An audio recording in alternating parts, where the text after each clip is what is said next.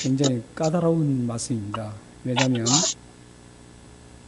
최초의 인간이 경험하지 못했던 그런 부분들을 기록했기 때문에 우리들이 이해하기가 쉬운 것 같지만 사실은 굉장히 까다롭습니다. 특별히 이 타락하는 그 부분과 타락 이전에 그 부분은 굉장히 어렵습니다. 그래서 이 말씀을 전하더라도 한 절씩 사실 강의를 해야만 정확하게 전달이 될 수 있습니다. 오늘 말씀은 굉장히 길게 읽었는데 그럴 수밖에 없는 게 사실 21절이 굉장히 중요하고 15절이 굉장히 중요합니다. 그래서 이 부분을 따로따로 두 번을 읽은 것보다는 한꺼번에 읽었습니다. 그래서 그 중간 말씀은 제가 여러분들이 잘 아시는 내용이고 그렇기 때문에 제가 생략을 하겠습니다. 그리고 창세기는 이제 모판이라 그럽니다. 세계 모든 인류의 시작과 세계 인류의 모든 일어나는 사건의 맨 처음을 경험했던 모든 일들을 다 기록해 놓은 책입니다. 중요한 부분을 다 여기에 기록되어 있습니다. 그래서 여러분들이 최초의 인간이 어떻게 되었는가 이런 부분들을 알고 싶으시면 이 창세기를 잘 보셔야 됩니다. 창세기는 여러분들이 잘 아시듯이 50장까지 있습니다. 50장까지 있는데 네 가지 사건과 네 인물로 50장에 꾸려져 있습니다. 네 가지 사건은 타락과 그 다음에 홍수와 또 바벨탑 사건 이런 부분들로 이렇게 쭉 짜 있고 그 네 인물은 아브라함, 이삭, 야곱 이렇게 쭉 다 쓰여 있습니다. 이 부분을 이제 사실 오늘 제가 항상 그 텀 첫 주에는 그걸 그 도표 있죠. 창세기 간략 도표를 꼭 주부에 싣거든요.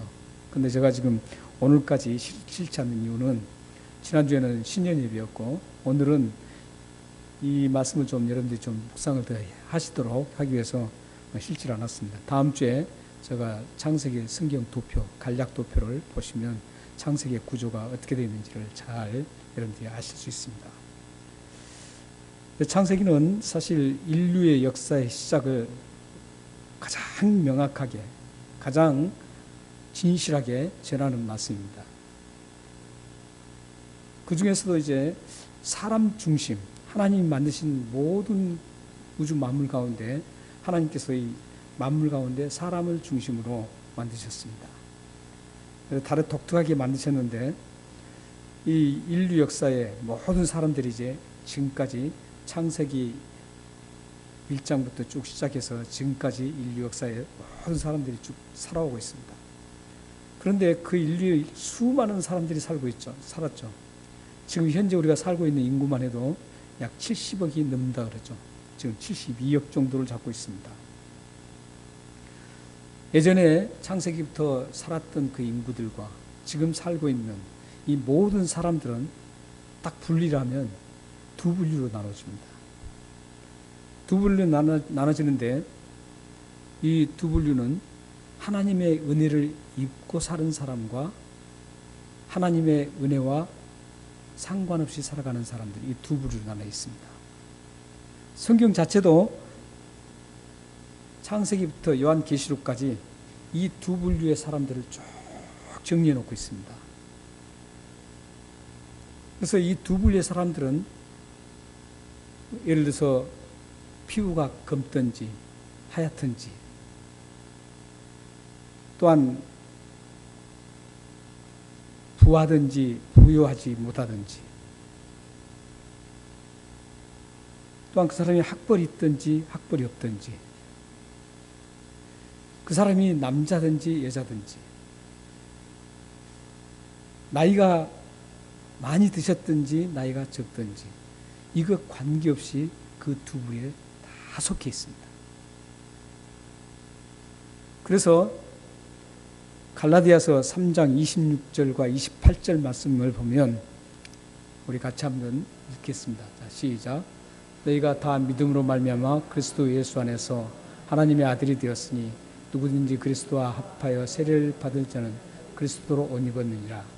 너희는 유대인이나 헬라인이나 종이나 자유인이나 남자나 여자나 다 그리스도 예수 안에서 하나이니라.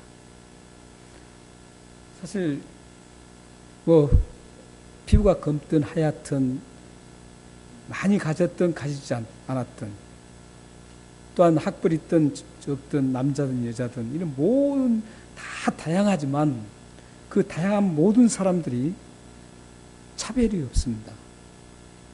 하나님의 은혜를 받고 사는 사람도 차별 없고 하나님의 은혜를 받지 않는 사람도 차별 없이 거기에 두 부류에 속해 있습니다. 오늘 이 갈라디아서 3장 26절 28절 말씀은 하나님의 은혜로 세례를 받고 그리스도와 하나가 된 사람들, 그래서 하나님의 자녀가 된 사람들, 이 사람들도 차별이 없다라는 겁니다. 피부가 하얗다고 해서 그 사람의 하나님의 자녀가 되는 것도 아니라는 것이죠. 피부가 하얗든 검든 아무 상관이 없습니다. 하나님의 자녀가 되는 데는 차별 없이 그런 모든 걸 떠나서 하나님의 줄기 부류에 서 있다라는 겁니다. 오늘 말씀에도 하나님의 은혜를 입은 쪽과 또 하나님의 은혜를 입지 못한 그 두 부류가 지금 나오고 있습니다. 14절 말씀을 보면 먼저 하나님의 은혜를 받지 못한 그런 장면이 나옵니다. 제가 14절을 읽어드리겠습니다.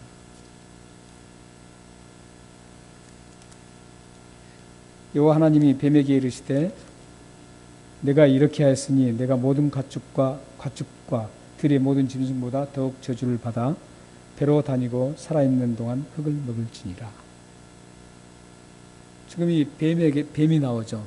뱀이 나오는데 이 뱀은 하나님의 은혜를 받지 못한 반대 개념인 저주를 받았다는 겁니다. 우리는 여기서 잠깐 이 뱀에 대해서 잠깐 우리가 사실 뱀에 대해서 굉장히 많이 다뤄야 됩니다. 여기서. 왜냐하면 이 뱀이 어떤 존재인가 이걸 알아야 되기 때문에 굉장히 많이 다뤄야 됩니다. 이 과학까지 들어가야 됩니다. 그런데 그걸 다루려면 엄청난 시간이 필요합니다. 그러나 여러분들이 꼭 알아야 될 점만 제가 좀 말씀드리겠습니다. 이 뱀의 존재에 대해서.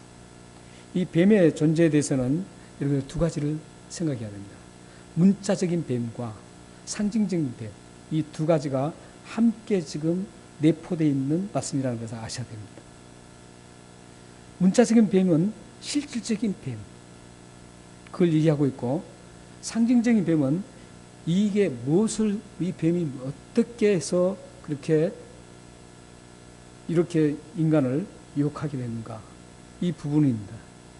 그렇기 때문에 이것은 그 뱀 자체가 유혹했던 게 아니라 상징적으로 이 뱀의 상징이 어떤 존재인가를 지금 얘기하고 있습니다. 그것을 이해하기 위해서는 요한계시록 띄워주시면 되겠습니다. 12장 9절 말씀을 한번 보십시오. 12장 9절과 또 요한복음 8장 44절입니다. 자, 먼저 요한복음 12장 9절부터 읽겠습니다. 자, 시작. 큰 용이 내어 쫓기니 옛뱀 곧 마귀라고 하고 사탄이라고 하며 온 천하를 꾀는 자라. 그가 땅으로 내쫓기니 그의 사절도 그와 함께 내쫓는지라. 저기 보면 큰 용이 내쫓기니 그 큰 용 이퀄 또 옛뱀, 지금 옛뱀이 바로 오늘 본문에 나오는 뱀을 말합니다. 그리고 마귀라고도 하고 사탄, 그러니까 똑같은 동일한 이름입니다. 똑같은 동일한 이름입니다. 그래서 여기서 나온 뱀은 실질적인 뱀인데 이 사탄이 이 뱀을 점령을 해서 이걸 이용해서 하와를 유혹하게 만드는 겁니다. 그렇다면 이 실질적인 문자적으로 진짜 뱀이었어요. 근데 그 뱀을 이 사탄이 점령을 합니다. 그리고 그를 점령해서 이용을 하는 것이죠. 그래서 뱀이 말을 해서 유혹을 하게 한 겁니다. 여러분들 그 과정을 잘 아시잖아요. 이 과정을 뱀이 그러면 어떻게 말을 하느냐? 이 과정을 성경에서는 또 증거하고 있습니다. 민수기 22장 22절부터 35절에 보면, 여기는 띄우지 않을 겁니다. 민수기 22장 22절에서 35절 보면 사실 22장과 25장까지 다 발락과 발람 사건이 나옵니다. 거기 보면은 이제 발람이라는 하나님의 선지자가 모압의 왕 발락이 하나님의 백성, 이스라엘 백성들을 저주하라 그럽니다. 그래도 안 해요. 안 하는데 뇌물 공세를 해서 막 하라 그래요. 그래서 하나님께서 그래, 나 한번 가봐라 했는데 그 가는 중에 이 발람이 마음이 변심을 합니다. 그랬을 때 하나님께서 명령한 대로 그 행하지 않고 그냥 그 모압으로 가는 그 발람을 하나님의 천사가 나타나서 막습니다.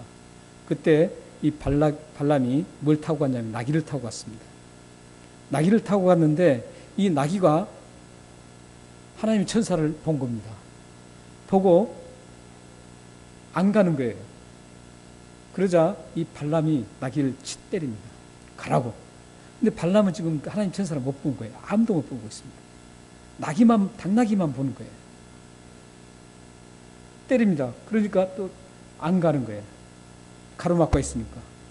그러니까 또 이쪽 다른 길로 가려고 하는데 또 그쪽에도 하나님 사자가 막고 있습니다. 그래서 또 안 가는 거예요. 그래서 또 때리는 거예요. 또 그래서 또 다른 길로 이렇게 해서 또 때립니다. 3번을 때립니다. 그러면서 당나귀에게 너가 왜 안 가냐고 막 때립니다. 그러니까 당나귀가 말을 합니다. 뭐라고 말하냐면 왜 당신이 나를 3번이나 때립니까? 이렇게 말합니다. 당나귀가 말했던 거예요. 그리고 나서 내가 평생에 당신의 말을 안 들은 적이 있냐? 잘 듣고 갔다. 이렇게 얘기합니다. 그때 그 순간 이제 발람의 눈에 하나님의 사자가 딱 보이기 시작했습니다. 그래서 거기서 발람이 이제 새로운 마음을 가지고 완전히 옛날 하나님의 신실한 선지자로 다시 바꿔집니다. 그래서 하나님의 이스라엘을 저주하지 않고 축복을 하는 그런 장면입니다. 이 장면에서 당나귀가 말을 했다는 겁니다. 그러니까 이 지금 뱀이 말했다는 것은 하나님은 얼마든지 할 수 있고 이 사탄도 할 수 있다라는 겁니다. 특히 이때는 지금 아주 초창기 인류가 이 타락하기 전에는 모두가 같이 생존하고 생각을 다 같이 공유했습니다. 타락 이후로 그것들이 다 막혀버린 겁니다. 이렇게 뱀의 존재가 이런 존재입니다. 그래서 하나님께서는 이 뱀이 근본적으로 꾀고 악하기 때문에 하나님께서 이 뱀의 존재를 이용당한 뱀을 저주를 합니다. 그래서 뱀이 어떻게 합니까? 평생 동안 이제 기어다니면서 티끌을 먹을 수밖에 없는 그런 형편이 저주를 받습니다. 우리는 이 부분을 통해서 뱀이 이렇게 저주를 받는데 이것은 곧 사탄이 저주를 받는 것과 똑같습니다. 하나님께서는 이 사탄을 저주를 하시는 겁니다. 그러니까 상징과 문자가 같이 겹쳐 있다 그러죠. 뱀도 저주를 받지만 상징적인 사탄도 저주를 받는 겁니다. 하나님께서는 이렇게 뱀에게 저주를 하셔요. 저주를 하시는데 아담과 하와 뱀의 유혹을 받고 게임에 빠져서 그 열매를 따먹고 하나님과 언약을 깨뜨린 이 아담과 하와에게는 저주를 하지 않고 하나님께서 은혜를 베풀어 주십니다. 그 은혜를 베푸신 그 장면이 오늘 시작하는 그 시작점이 15절입니다. 15절은 굉장히 중요하기 때문에 함께 한번 읽어보겠습니다. 자, 시작. 내가 너로 여자와 원수가 되게 하고 내 후손도 여자의 후손과 원수가 되게 하리니 여자의 후손은 내 머리를 상하게 할 것이요 너는 그 발꿈치를 상하게 할 것이니라 하시고, 여기 이 말씀에 보면 여자의 후손과 또한 이 사탄이 원수가 된다 그럽니다. 그리고 여자의 후손은 그 사탄의 머리를 상하게 한다 그러고, 그 사탄은 여자의 후손을 발꿈치를 상하게 한다 그럽니다. 여기에서 상하게 한다 이 단어는 어떤 의미를 가지고 있냐면, 멈추지 않고 집요하게 끝까지 공격한다, 이런, 공격해서 상처를 준다, 이런 의미를 가지고 있습니다. 그러니까 여자의 후손 예수님이 이 땅에 오실 때부터 사탄이 예수님의 그 구원 완성을 방해하고 공격하기 시작합니다. 그래서 끊임없이 발꿈치에 상처를 주기 시작합니다. 헤롯이 아이를 다 죽이는 그런 처참한 일들을 만들고, 예수님이 사역할 동안 계속 사탄은 방해를 하고 상처를 줍니다. 결정적인 상처는 어디냐면 예수님을 십자가에 죽게 만드십니다. 예수님 십자가에 죽으신 게 바로 오늘 여자의 후손 오신 예수님이 십자가에 죽으신 게 바로 발꿈치를 상하는 그런 일입니다. 예수님께서 십자가에 죽으신 그 자체가 오늘 이 3장 15절 말씀이 성취되는 말씀입니다. 발꿈치를 상하겠습니다. 그런데 예수님께서는 이 상한 발꿈치를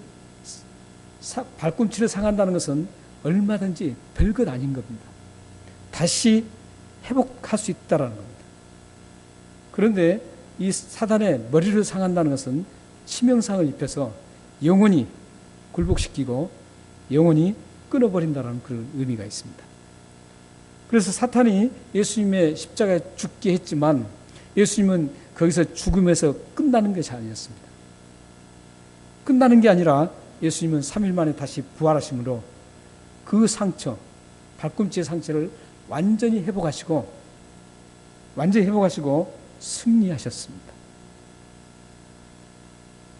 그래서 그 이후로 사탄은 예수님의 승리 때문에 예수님께는 더 이상 접근할 수가 없습니다. 상처를 주지 못합니다. 그런데 오늘 상하다는 이 의미가 우리 성도들에게는 고스란히 지금 남아 있습니다. 예수님을 믿는 우리에게는 고스란히 남아 있습니다. 예수님을 믿는 우리들에게는 멈추지 않고 집요하게 계속적으로 공격하고 있습니다. 우리를 발꿈치를 계속 상하게 하려고 공격하고 있습니다. 그러나 아셔야 될 것은 예수님의 승리를 우리가 이어받았기 때문에 우리들도 발꿈치만 상한다는 겁니다. 지금 이 세상 살아갈 동안에 여러분들은 계속적으로 이런 사탄의 집요한 상하게 하는 그 공격을 계속 받을 수밖에 없습니다.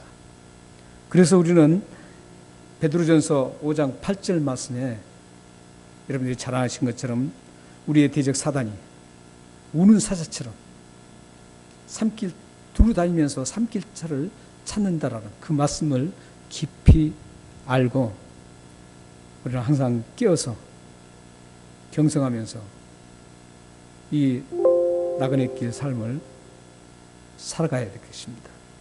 그래서 싸움에 이기면서 나가야 합니다. 사랑하는 여러분 모두가 사단의 이 집요한 공격을 방어하고 승리하신 예수 그리스도의 이름으로 날마다 이겨나가시기를 소망합니다. 하나님의 은혜를 입은 이 장면이 바로 여자 하와가 하나님의 독생자 예수 그리스도를 그 후손에서 나오게 한다는 그 하나님의 은혜를 입었습니다. 그런데 이 은혜를 입은 그 장면을 실질적으로 하나님께서 행하시는 장면이 바로 21절에 나옵니다. 지금 그 중간은 제가 다 꺼내떴습니다. 21절에 한번 같이 읽겠습니다. 시작. 여호와 하나님이 아담과 그 아내를 위하여 가죽옷을 지어 입히시니라. 이 부분은 지금 15절 말씀에 하나님의 은혜를 입혀주시는데, 그 입혀주시는 걸 실질적으로 어떻게 입혀주시는가를 지금 말씀하고 있습니다. 여호와 하나님이 아담과 그 아내를 위하여 가죽옷을 지어서 입히셨다는 겁니다. 이거 대단한 것이죠. 7절 말씀에 보면, 3장 7절 말씀에 보면, 범죄한 다음에 아담과 하와가 무엇으로 옷을 입었죠? 나무잎으로 입었습니다. 가렸습니다. 가렸는데 거기에 옷은 어떤 의미냐면 치마라는 뜻입니다. 원어에는. 같은 똑같이 옷이라고 되어 있지만 다릅니다. 거기 7절에는 치마라는 의미를 가지고 있고, 오늘 옷은 전체를 다 덮은, 가리는 코트를 말합니다.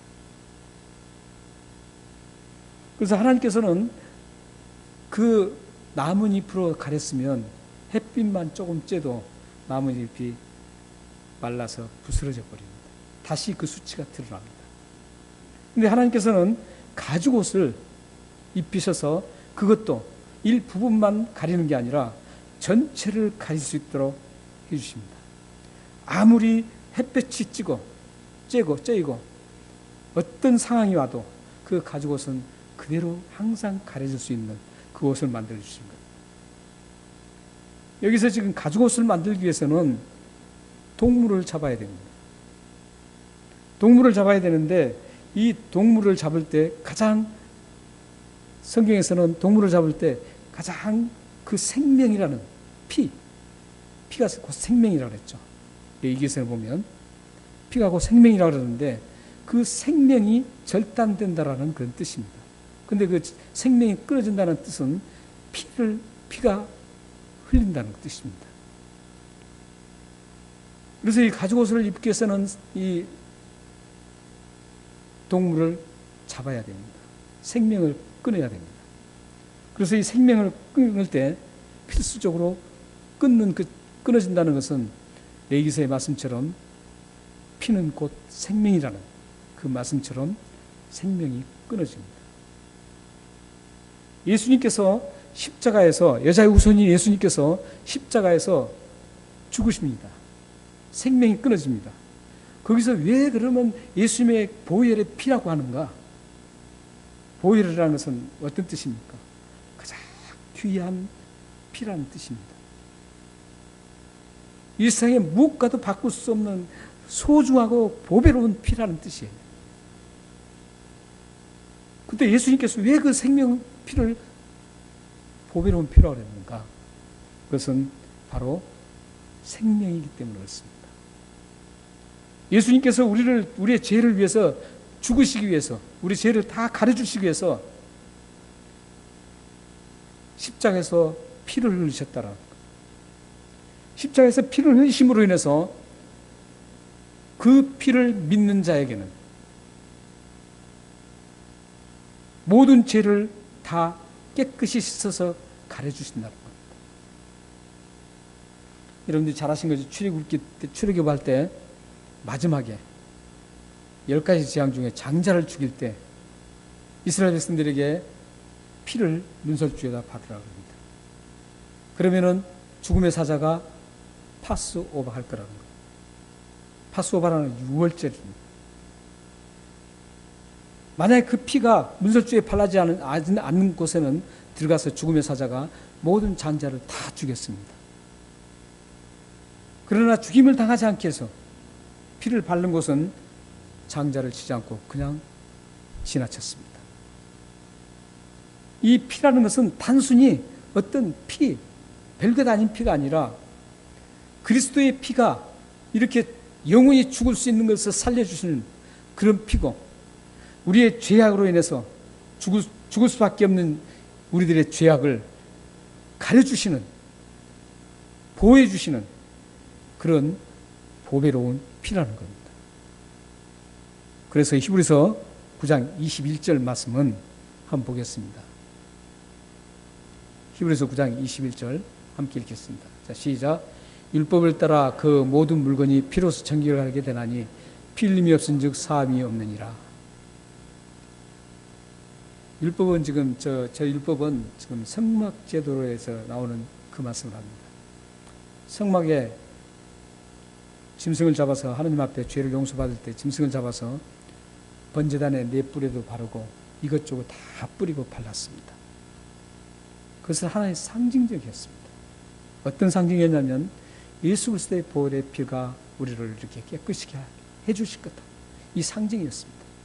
그래서 이제 히브리서는 그 구약을 배경으로 해서 피 흘림이 없은즉 사함이 없다라고 말씀하고 있습니다.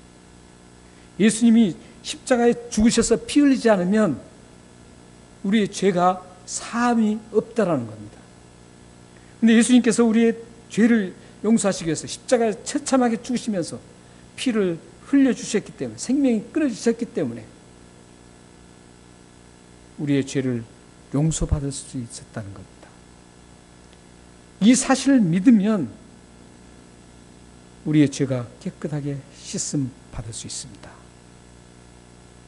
여러분들은 이 사실을 믿으십니까? 지금 오늘 본문에 가죽옷을 입혀서 직접 만드셔서 직접 하나님께서 입혀주십니다. 보면은 가죽옷을 지어서 입히신이라고 말씀하고 있습니다. 얼마나 하나님의 자비로운 은혜로운 하나님이십니까? 죄를 지었으면 너희들이 그랬느냐? 물론 그 앞에 그들이 이제 죄를 지은 대가가 나옵니다. 그 대가는 일생 사는 날 동안 감당해야 될 그런 죄의 대가였습니다. 그러나 하나님은 이들에게 은혜를 베풀어 주십니다. 죄를 지었어도 그걸 은혜를 베풀어 주십니다. 은혜를 베풀어서 그들의 모든 죄를 다 덮어주는 그런 대단한 하나님의 은혜의 수단을 지금 오늘 말씀하고 있습니다. 사랑하는 여러분들이 혹시 여러분들과 사귐 속에 나에게 해가 되게 하는 그런 죄인이 있다면 하나님께서는 죽을 수밖에 없는 우리를 살리셨던 것처럼 여러분들도 그들을 용서해야 됩니다. 그래서 하나님은 꾸준히 성경은 용서하라, 용서하라, 용서하라고 말씀합니다. 내가 너희를 용서한 것처럼 너희들도 서로 용서하라고 말씀하고 있습니다. 우리는 모두 죄인입니다. 크고 작은 모든 죄인입니다. 나에게 어떤 사람이 죄인이 될 수 있고 내가 다른 사람에게 죄인이 될 수 있습니다. 마음으로 죄인이 될 수 있고 실질적으로 죄인이 될 수 있습니다.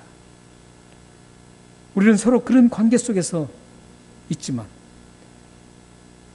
우리는 예수 그리스도의 그 보혈로 씻음 받는 축복자들입니다. 이 축복을 받은 여러분들은 다른 사람을 너그럽게 포용하고 씻어주셔야 됩니다. 은혜를 받았다면 당연히 그 은혜를 여러분들이 행해야 합니다. 사랑하는 성도 여러분, 지금 지구촌에는 70억이 넘는 수많은 사람들이 살고 있습니다. 이 수많은 사람들 가운데 여러분들은 하나님의 은혜를 입은 축복자들입니다. 여러분은 예수님의 십자가에서 흘리신 그 보배로운 피의 효력으로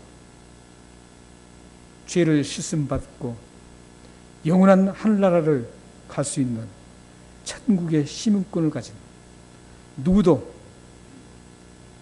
비교할 수 없는 축복을 받은 여러분들입니다. 하나님의 은혜를 입은 축복을 받은 여러분들이 이제 해야 할 과제 한 가지를 제가 말씀드리고 말씀 마치겠습니다. 마태복음 12장 35절 말씀입니다. 함께 읽겠습니다. 시작. 선한 사람은 그 쌓은 선에서 선한 것을 내고 악한 사람은 그 쌓은 악에서 악한 것을 냅니다. 여기에도 지금 두 부류의 사람이 나옵니다. 여기에 선한 사람이라는 것은 어떤 내가 선한 행동을 해서 선한 사람이 아니라 예수 그리스도를 믿고 죄를 용서받은 사람을 선한 사람이라고 합니다. 이 세상에는 의인이 없나니 한 사람도 없습니다. 그것은 선한 사람이 한 사람도 없다는 겁니다. 죄를 해결하기 전에는. 그런데 죄를 해결한 사람을 여기서는 선한 사람이라고 말하고 있습니다. 악한 사람은 누구이겠어요? 죄를 해결받지 못한 사람입니다. 하나님의 은혜를 입지 못한 사람입니다. 선한 사람은 하나님의 은혜를 입은 사람입니다. 인간 역사에는 이 두 가지 사람들이 계속 존재하고 있습니다.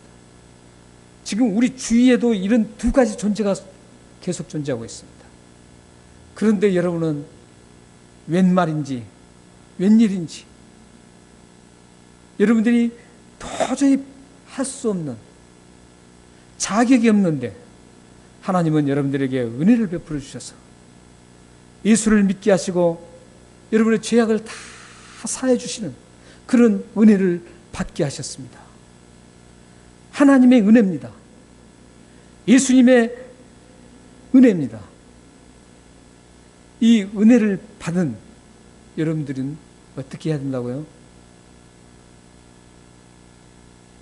선한 것을 드러내야 된다는 거예요. 여러분들이 정말 하나님의 자녀라면 이제부터 선한 것을 계속 드러내야 됩니다. 이걸 다른 성경에는 그리스도의 향기라고도 얘기합니다. 또 너희는 세상의 빛이라고도 얘기합니다. 소금이라고도 얘기합니다. 착한 행실이라고도 얘기합니다. 여러분들이 그런 은혜를 받았다면, 하나님의 은혜를 받았다면 죽을 수밖에 없는 여러분들을 살려주신, 죄를 용서하시고 살려주신 그 하나님의 은혜를 받았다면 이제부터 선함을 드러내야 된다는 겁니다. 그리스도의 향기를 발해서 하나님의 살아계심과 하나님이 지금 이 세상을, 우주를 섭리하고 계시고 간섭하고 계시고 살아서 지금도 우리를 지켜보고 계신다는 것을 모든 사람들에게 보여줘야 된다는 겁니다. 여러분들이 그렇게 선을 드러내시면 하나님께서는 여러분과 여러분 가정과 자녀들을, 하나님께서 하나님의 위대하심을 드러내는데 모든 것들을 공급해 주셔서 하나님의 위대한 것을, 위대하신 하나님을 드러내는데 아름답게 도구로 사용하실 것입니다. 여러분 모두가 또 여러분들의 가정과 여러분들의 삶이, 자녀들이, 후손들이 하나님의 자녀로서, 은혜를 입은 자녀로서 부단히 하나님을 드러내는, 선을 드러내는 그런 삶을 살아서 하나님의 축복을 누리고 하나님께서 하시는 위대한 일을 드러내시기를 주님의 이름으로 축원합니다. 기도하겠습니다. 살아계신 하나님 아버지,